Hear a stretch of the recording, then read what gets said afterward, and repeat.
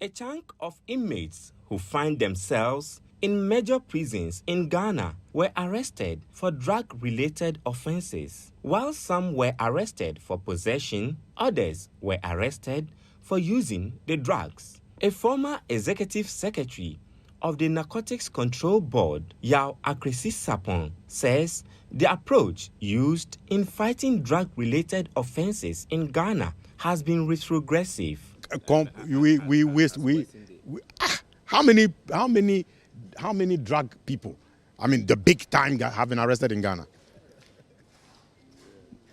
You are journalists. I want you to investigate the thing yourself. And do the database so that you'll be educating the public and say that in 2023, 100 big shots were arrested. This is what we saved. 5,000 small smokers who were not using violence were arrested. And this is how much the state, when they are arrested, do you know how much it takes a day to feed them? Even if it's minimum, even if it's one cedi, it means 5,000 a day, thereabout. I'm not saying that is what it is, but there was a time when you have about let's say we have 5,000, even 3,000 prisoners, even 1,000 prisoners. It means the state is spending 1,000 cedis on them in a day. That is evidence. And if it is for a year, what does that be? 365,000. If it's for 2 years, you are going to 1 million. Could that thing not be used for something else? It could be used for education and helping them get out of it. The Narcotics Control Commission Act 2020, Act 1019, has converted the prison term for drug possession for personal use into a fine of between 200 and 500 penalty units. This means that people will no longer be sent to prison for up to 10 years for possessing drugs for personal use with this law in place. The executive director of POS Foundation, Jonathan Osei Owusu, believes the implementation of the new drug law will help decongest Ghana's prisons.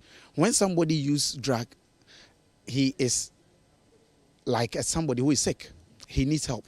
So we do not want to see drug use from the criminal point of view, but from the public health and human right point of view, so that if somebody uses drug, the person will be given treatment from a rehab so that the person can be reintegrated back into society rather than sending the person to prison.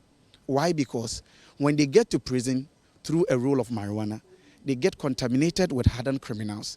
They come out and home sweet home, as they call it, they want to go back there because that is where they have the friends. This time he may go in with a gun, taking somebody's life, because we could have just made the person stay outside, have a rehabilitation process, and then the person will get reformed. The issue of recidivism or reoffending will just not be an issue in our system. But when you have somebody going to prison over a roll of marijuana and coming back and going again, that person may go in through something serious that may take people's life. That is why we are looking at drug use from that point of view. He also appealed for a presidential pardon for persons sentenced for possessing drugs for personal use. The Open Society Initiative for West Africa, OSIWA, and the POS Foundation spearheaded a training workshop for officers from the Drug Law Enforcement and Prosecution Units on the Act. Head of Legal and Prosecution at the Ashanti Regional Police Command, ACP Kofi Blagoji, believes such engagements will enhance police work. It's going to help the police service because these are some of the reformations that have been introduced by the police administration, that a policeman should see their work not basically as maybe trying to make sure that people go into prisons, but another way of reformation that will enhance individual citizens. So all these are part of what we are trying to do. Stakeholders are hopeful the implementation of the Act will help Ghana to effectively fight against drugs. Hafiz Tijani, City News, Kumasi.